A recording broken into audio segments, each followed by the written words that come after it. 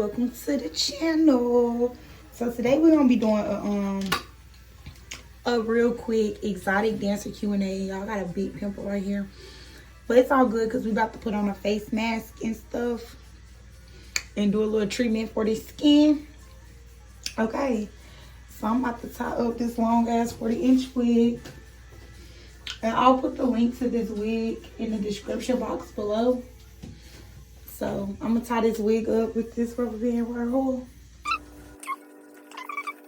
We're gonna be doing an exotic dancer Q&A.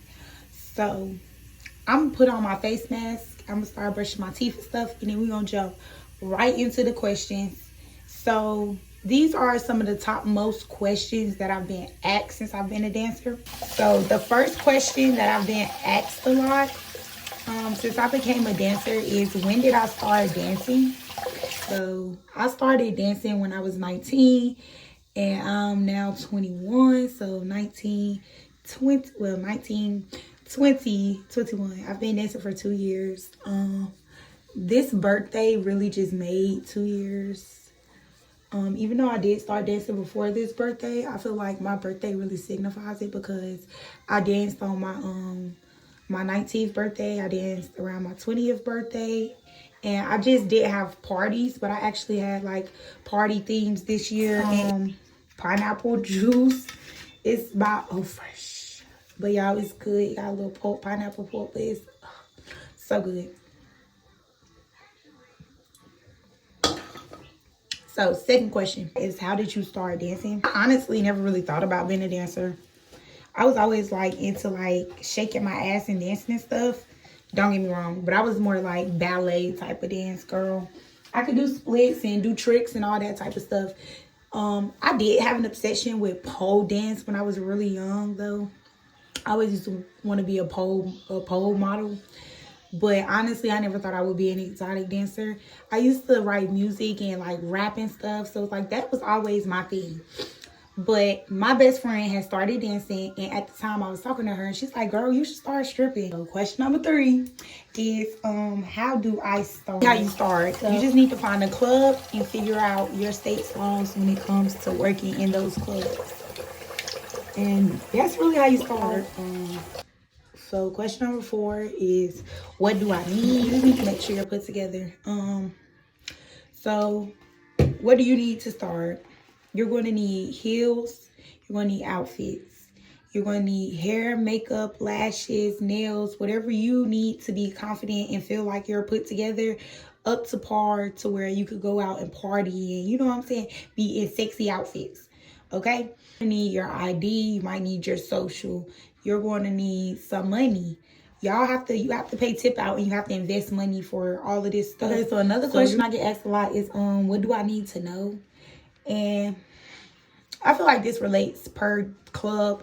A lot of questions that people ask, I can't really answer them, and they don't understand why. I'm like, what do you mean? And they're like, what do you mean what I mean? Everything everywhere is different. Every club is different. I'm trying to think of like universal club laws. I really can't think of too many though, because it's not a lot that you really need to know. When you get to the club, like they'll tell you stuff once you're in there. I really think of a lot of like universal club laws, like that's kind of more stripper etiquette anyways. Like, you don't want to step on other girls' feet, you know, you don't want to mess with another girl's primary customers. Like, if somebody's at the club and you try to dance on them and they're like, oh, I'm waiting on someone, like, don't force yourself on them, because it'll seem like you're trying to take her customer or something, you know. But otherwise, when it comes to like what you need to know, when you get to the club, most clubs are going to tell you their club rules. Like, you can't get on the floor. You can't pick up the money. We pick up the money. We take this %. VIPs are this much. And, you know, especially when they know you're new. And, like, I've never worked at this club before. Regardless if you're new to dancing or not, if you've never worked at the club before, you need to know the club rules.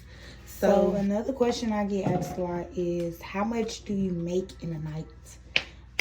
And this definitely depends on the night, because it could be a super good night or it could be like a bad night. It really depends. Most of the time, if you go to the club and people come out You should expect to make like at least $100 because most clubs are going to require people to get 100 wands. So you should expect to make at least $100. People have asked me about promoting. So how do you promote yourself as a dancer? And I feel like there's a lot of different things you could do. You could have social media specifically for your personal life and for your dancing life.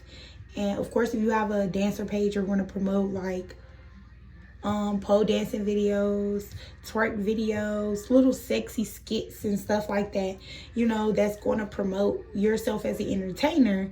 You could post videos from the club that people recorded for you, you know. And when it comes to promoting for bookings, I'm about to take some professional pictures so I could get a booking flyer together.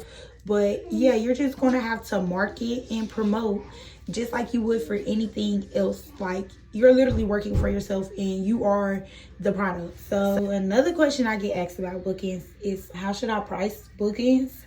And I honestly feel like this just depends on what you feel like you're worth, or I don't want to say like you're worth, what you feel like it's worth. Like, if you feel like you could do an hour booking for 200, do the hour booking for 200. If you feel like you could do an hour booking for 400, do an hour booking for 400. You need to have a deposit amount, because let's say somebody books you for a night at a time where you would be in the club, and you wait and tip out is going up higher and higher because you're waiting and they aren't texting back or something, and you thought you would have made money from a booking, but you don't.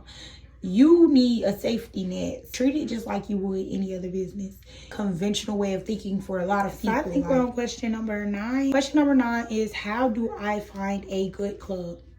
You're not only going to want to like search clubs. You might want to go in a club as a customer. Just peep the vibe.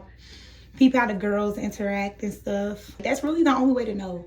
If you don't go in as a customer and like try to feel the vibes that's in the atmosphere, talk to people a little bit, then you're not going to know. If you go in and you work, then obviously you're going to know what it's like. But if you have like a bad experience, then it's like, dang, I had a bad experience and I probably could have avoided it if I came in and just seen if this was my type of vibe or not. So the last and final question I get asked a lot is, do I need a partner? I really don't feel like you need a partner. Get one if you want one. A lot of girls have partners for a lot of different reasons. If you want to drink and stuff, like, you have somebody to take shots with, you don't have to wait on the customer.